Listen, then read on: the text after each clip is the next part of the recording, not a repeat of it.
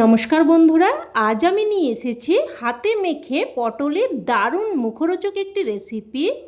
পটলের একঘেয়ে রেসিপি খেতে খেতে বোর হয়ে গেলে বানিয়ে নিতে পারেন এই রেসিপি। আর এভাবে যদি পটল একবার বানিয়ে খান, বারবার কিন্তু এভাবেই বানাবেন। আর এটা খেতে এতটাই টেস্টি হয় যে পটল খেতে একদমই পছন্দ করে না সেও কিন্তু একদম চেটে পুটে খেয়ে নেবে। আর বানানোর পদ্ধতি এতটাই সহজ ও সাধারণ যে কেউ কিন্তু এটা বানিয়ে ফেলতে পারবে। তো রান্নাটা তৈরি করার জন্য প্রথমেই আমি এখানে প্রায় 500 গ্রাম মতো পটল নিয়েছি। এবার প্রথমে ছুরিতে করে পটলের গা ঘষে পটলের গায়ে যে পাতলা আঁশের মতো অংশটা থাকে ওটা দেখুন ভালোভাবে তুলে নিচ্ছি। একই রকমভাবে সমস্ত পটলগুলোরই দেখুন গায়ের পাতলা আঁশের মতো অংশটা তুলে নিয়ে এবার দুদিকটায় একটু করে বাদ দিয়ে দিচ্ছি।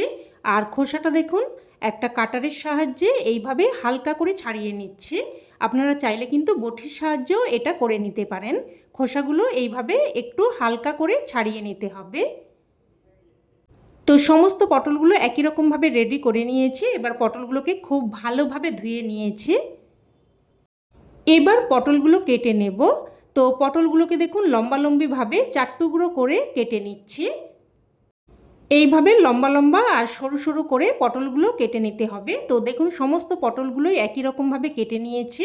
এবার এগুলোকে একটা প্লেটের মধ্যে উঠিয়ে নিয়েছি। এবার এর মধ্যে স্বাদ অনুযায়ী লবণ দিয়ে দিলাম।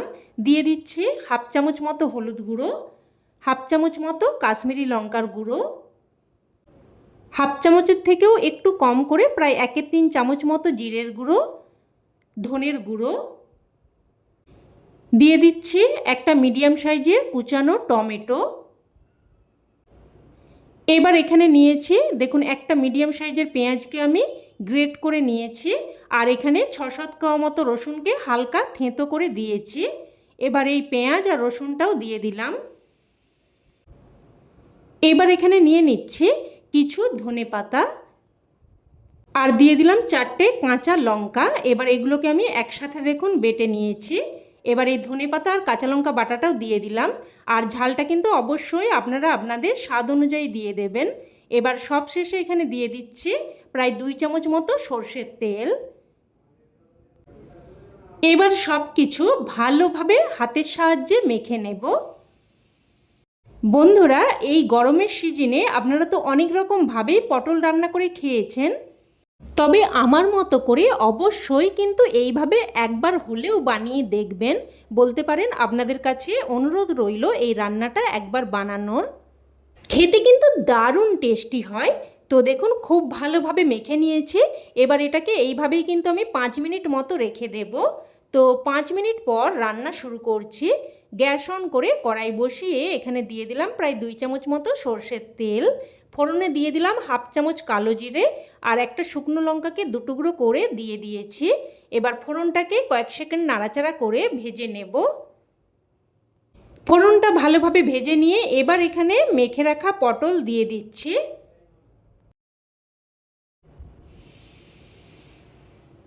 তো সব কিছু এবার নাড়াচাড়া করে ভালোভাবে মিশিয়ে নেব। ভালোভাবে একদম নাড়াচাড়া করে মিশিয়ে নিয়ে এবার মিডিয়াম ফ্লেমে একটা ঢাকনা দিয়ে প্রায় কিন্তু 4 থেকে 5 মিনিট মতো রান্না করে নেব। তো এদিকে এটা হতে থাকুক। এবার অন্য দিকের গ্যাস ওভেনে একটা তড়কা প্যান বসিয়ে দিয়েছি। তড়কা প্যানটা যখন হালকা গরম হয়ে আসবে তখন এর মধ্যে দিয়ে দিচ্ছে ছোট চামচের 2 চামচ মতো বেসন। এবার লো টু মিডিয়াম ফ্লেমে অনবরত নাড়াচাড়া করে বেসনটাকে ভেজে নেব।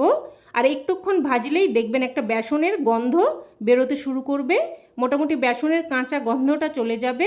দেখুন এই রকম লাল হতে শুরু করবে আর তখন গ্যাসের ফ্লেমটাকে কিন্তু বন্ধ করে দিতে হবে। তো দেখুন গ্যাসের ফ্লেমটাকে বন্ধ করে দিয়ে এবার এই বেসনটাকে আমি নামিয়ে নিলাম। আর এই রকম কিন্তু হালকা লাল করে ভেজে নিতে হবে। তো ওটাকে এক সাইডে রেখে দিয়েছি। আর এদিকে কিন্তু আমি 4-5 মিনিট মতো ঢাকনা দিয়ে দিয়ে রান্না করে নিয়েছি। আর মাঝে আমি একবার ঢাকনা তুলে নাড়াচাড়া করে দিয়েছিলাম।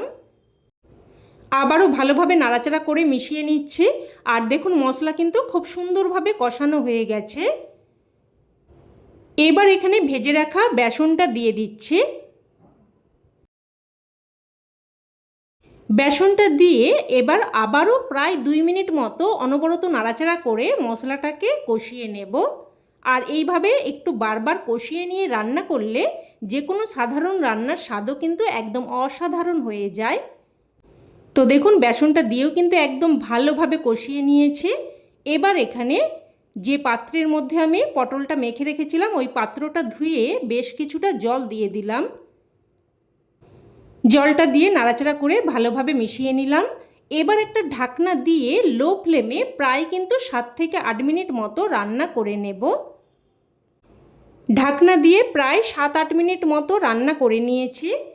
এবার দেখে নেব পটল ভালোভাবে সেদ্ধ হয়েছে কিনা।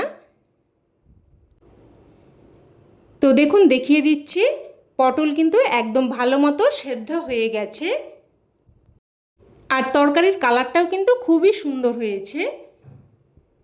এবার এখানে স্বাদের ব্যালেন্সের জন্য দিয়ে দেব অল্প একটু চিনি, আর দিয়ে দিচ্ছি 1/2 চামচ মতো আমচুর পাউডার।